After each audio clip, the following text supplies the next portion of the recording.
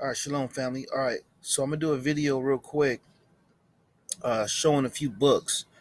I post a lot of videos about who the Jews are and who the real Israelites are, but people don't really understand. I just post scriptures on it, so most people don't even read the Bible. So I'm gonna show you some other sources that proves who the so-called Negroes are, according to the books of the heathens. All right, so the first book I'm gonna go to is going to be called.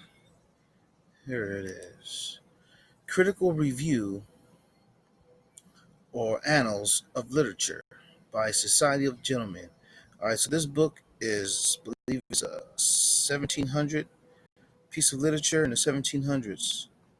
All right, so this is the actual book. These books are hard to get these days. They end up costing like $1,000. So what I do is, instead of purchasing the book, I get the PDF form.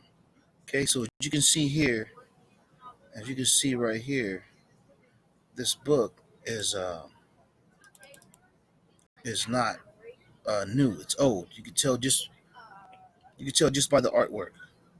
Okay. All right. So I showed you the title of the book. Here it is again. Give it to you. The Critical Review or Annals of Literature by Society of Gentlemen. So now, what I'm about to prove to you here is in multiple books in the Gentiles literature, they are saying that the so-called Negro, the black man, is the original Jew. And I'm going to prove that to you. Okay, so this goes out to a lot of my family members and the people who don't believe me. They think I'm just freaking nuts. I'm going to give you some proof of literature, books that you never even heard of and never even seen before, way even before you was even born, and the deception of how they try to hide these things. All right, so we're going to get from this book. We're going to start from page 41. Okay, so we're going to start off now. If you guys know, the Moors were also Negroes. They were mixed with Hamites and Israelites. They called them Arabs, but in those days, the Arabs were black people. So they were conquered in 1492. Okay, so let's get into it. Okay, we're going to start off at the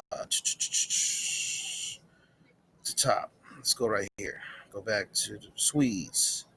Swedes. Professor Spengel divides the history of the Negro trade carried on by Christians into two principal periods, the first from 1443 to 1645, and the second from 1645 to the present times. The first period is the time of its increase, during which not only its founders of the Portuguese, but the English and the Dutch and the French dealt in Negro slaves, though chiefly for the use of consumption of the Spaniards and the sugar and tobacco plantations in Brazil. During the latter period, these four nations were obliged to share the trade with the Swedes, the Danes, the Brandenburgers, the North Americans, and since 1778 with the Spaniards. The trade, however, increased not only by the Swedes but by the Brandenburgers, ceasing their navigation to the coast of Guinea, that's New Guinea, but from the annual demand of a supply of more than 100,000 Negro recruits for their own colonies. The author confines his relation of the first Negro trade to that carried on by the Portuguese and the Spaniards. So you see that here, they're saying that these Negroes were enslaved by Spaniards. Okay, let's keep going. Gonzalez was the first Portugal who, in 1442, returned with Negro slaves, purchased instead of the Africans. Whoa! So you see here. So he's differentiating the two. He's saying that the Negro slaves are different than Africans. You see here, there's a difference. Who had till then been carried off by mere violence, but soon after the Portuguese became better acquainted with the African regions and their valuable productions, Prince Henry founded the first Guinea company that settled factories in the fortresses of Arguin and got the exclusive privilege of trading with the Arabs. The trade soon increased so that in 1455, no less than 700 or 800 Negro slaves were annually exported to Lisbon. At length, the Portuguese in 1471 discovered the Gold Coast, and ever since, the intercourse between Portugal and Guinea was continued. The Portuguese endeavored to exclude other nations from Guinea, whilst the rest of the European navigators were, in spite of papal bulls, that means the Catholic Church, and all the reports industriously spread of the pretend dangers of the coast, thriving to get a share of the profitable gold trade. The discovery of the Gold Coast served, indeed, yet more to enlarge the sphere of the navigation of the Portuguese than their slave trade, but it forced them also to extend themselves on the coast and to settle colonies in Congo, Angola, and other places. So what this means here is that they took Negroes from Portugal and brought them to Africa as settlement colonies, so they can buy and sell slaves. Okay, Prince Henry's colonies were enlarged by his successors. Listen to this: and King John II in 1492 expelled all the Jews to the inland, to the island of St. Thomas, which had been discovered in 1471, and to other Portuguese settlements on the continent of Africa.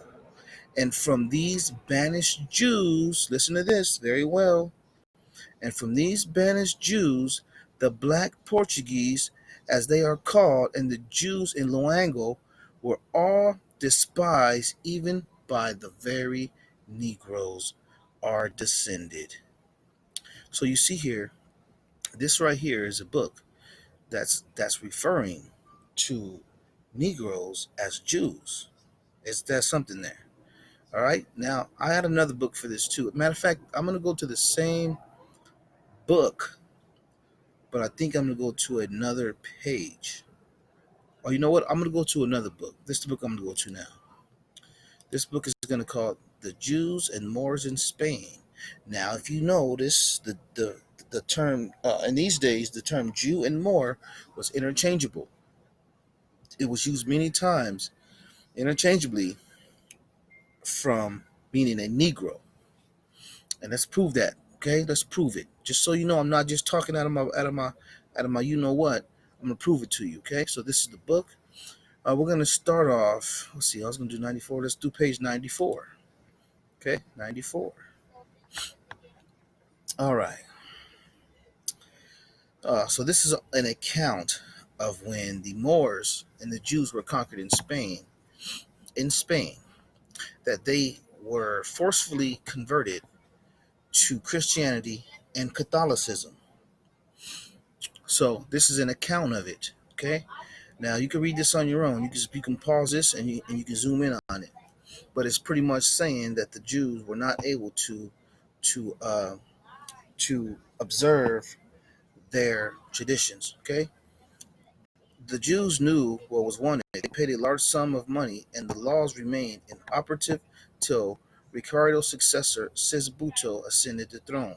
The king entered into a league with the emperor Herculius, with the pious determination of extirpating the dangerous race throughout the world, and so he issued a law which gave the Jews a year's time to decide whether they were to confess Christ and be baptized or be shaved and scourged, their property confiscated, and themselves forced to leave the country. So you see here, I showed you in the last book that in these days, the Jews were called Negroes. They were black people. They were Moors. Okay? The Moors were just a different religion. Those came from the Arab slave trade. That's why they became Muslims. Right? But they were the same people. They were all brothers, our people. All right? 90,000 are said to have submitted to baptism, but with them, the enforced Christian rite was but a mask for their secret Jewish belief and practices. Now, we all know it's not called Jewish, all right? Our people are called Israelites. This Jewish term is a new term that they came up with, all right? And they had an ample cause for regretting their religious weakness, for baptism did not secure them from the indignities and humiliation. They were despised for their apostasy, and their property was taken from them as if they had not complied with the king's edict. Thousands upon thousands fled to the northern coast of Africa. You see that? Africa. So tell me this. When did those fake Khazarian Jews flee to Africa? They were they don't have any history in Africa. You see what I mean? They have history in Africa as Edomites, but they don't have history in Africa as Israelites. You see, so now this is now conflicting with the scriptures. And I know exactly why, and now hopefully you know why too. And with them fled prosperity from the Gothic kingdom. Having once discovered so excellent a source for satisfying their greed for money, they had no intention of letting such golden opportunity escape them. A few years had passed, and the baptized Jews, true to their industrial and economical habits, now this is referring to Negroes, not those people who are over there, uh, um, the imposter. This is not referring to them. Okay, true to their industrial and economical habits, had hoarded up some wealth which they might buy life from the infuriated mob. And so the fourth council met at Toledo in the year 633 and enacted the cruel requirement that the children of those who had accepted Christianity should be torn forever from their parents' heart to be educated by Christians. You see how black people now became Christians? You see, this is forbidden knowledge. They don't teach you this in school. They don't even teach you this in the highest levels of college. All right? To be educated by Christians in the Christian faith. The Sixth Council enacted a law that every king on his succession shall take an oath that he will execute all the laws against the Jews, which are, meaning the Negroes, and will issue others equally as severe. Another law enacted the punishment of death upon Christians who should embrace Judaism or commit the monstrous and unutterable crime of pursuing an execrable commerce with the ungodly. The Ninth Council decreed that all baptized Jews were bound to appear in the church, not only on Christian, but also in Jewish holidays, lest while they outwardly profess Christianity, they should practice secret Judaism. Now you see what's happening here. These people have conquered Spain and put the black people who were there into slavery. Let's keep going. The Preamble complained that the crafty Jews had eluded all former laws and then decreed that hereafter 100 lashes would be inflicted upon the naked body, and after that the offender would be put in chains, banished, and his property confiscated for any of the following offenses: for rejecting the sacrament of the Lord's Supper, for not bringing children or serving or dependents to baptism, for observing the Passover, the new moon, the feast, the tabernacles, for violating the Christian Sabbath, or the great festivals of the church. The circumcision of a child brought additional tortures upon the father, mutilation upon the mother, loss of her nose. You see this? Now you see why a lot of of black statues have their noses missing. These people are devils. All right. It goes even worse. Okay, let's go down here. The Jew who read or allowed his children to read books written against the Christianity was to suffer 100 lashes. On the second offense, the lashes were to be repeated with banishment and confiscation. No Jew was to hold any office by which he might have authority over any Christians. So you see what's happening here. The so-called Negroes, they're referring to as the Jews, were in Spain and the place got conquered, and now they start banishing them. The same thing they did here over and over again. There's nothing new under the sun. Nothing new under the sun. All right. Now I just read to you page 141, I believe, with this same book. Yeah, I just read you 141. All right. So now we're gonna get another book. Okay. We're gonna get a book called Nature Knows No Color Lines. Okay. Now This book is one of the books that is a book that you should use a lot. If you can't afford the book, then you could download the PDF like I did. All right, I'm gonna search for the book, but as of now, the PDF is gonna do. All right, so we're gonna start from page 55. Okay, that's not 55. That's 123. So we're gonna get page 55.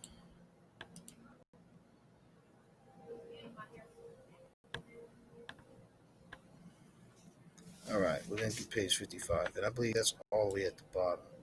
So look at this book. This shows Negroes in coat of arms. Let's zoom in on this closer. All right, look at this. Look at this. Sicily, 1412 to 1421. So this shows you who was ruling in Spain. Look at this. 1650. This shows you who was ruling in Spain. You see? But I remember a few years back, my daughter told me that her teacher told her that there was never any black people in Europe. So this proves otherwise. So these books are forbidden knowledge, and these are actually proof, and you can tell this is old writing. So we're going to try to get to page 55. That's where we're going to go. 55. Look at this, more crest. So this is after the conquering. After the conquering, there was still Negroes in high esteem because they converted. So they changed their names uh, from Moors to Morenos. All right, so let's keep going, and you can see the stuff right here. It's talking about the Moors. All right, this is the same time when they were executing those Jews. It's the same time and the same land. All right, so look at the Moors. Woolly hair like in Moors, says Marshall. So the Moors had woolly hair. All right, let's get this right here again. Moor, the race, as it occurs in European heraldry, always means Negro.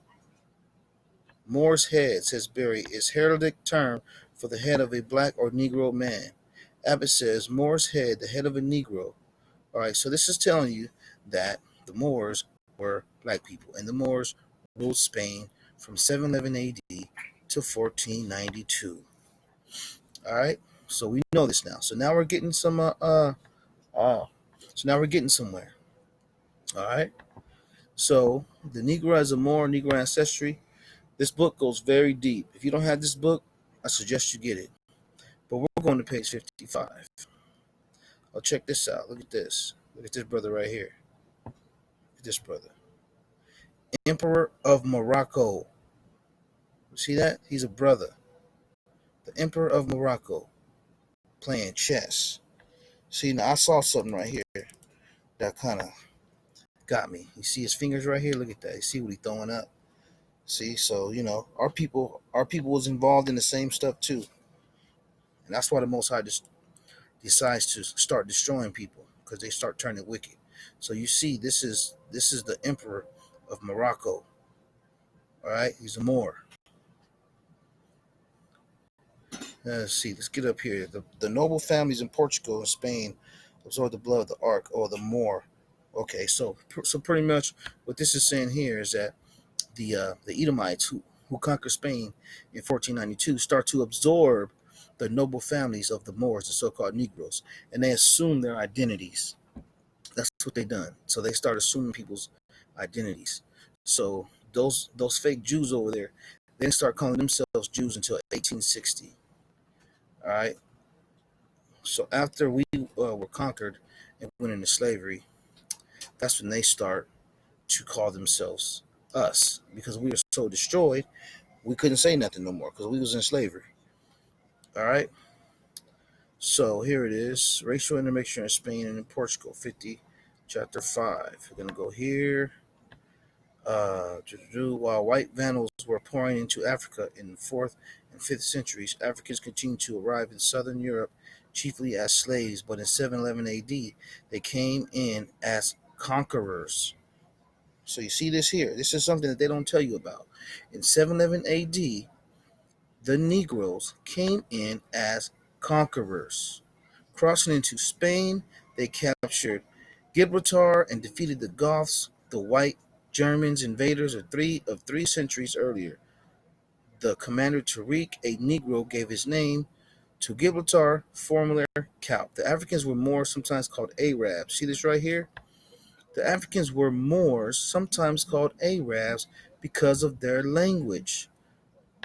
To the earlier Greeks, the Moors were a black or dark people, Moros, and to the Romans, Moros, a black woolly-haired people, known synonymously as Ethiops, Niger, Negro, and Afar, African, even as late as the 5th century AD. So you see what's going on here. Now you're starting to get a big picture, a broader picture of who these people were. All right. Now, I believe I'm going to go to page 123 now. Same book, same book, same book. Nature Knows No Color Lines. Same book. I just read you uh, chapter 5, page 55. Now I'm going to get you page 123 of the same book. All right? Now let's get right here. Okay? Now, this is where they try to change things up. All right?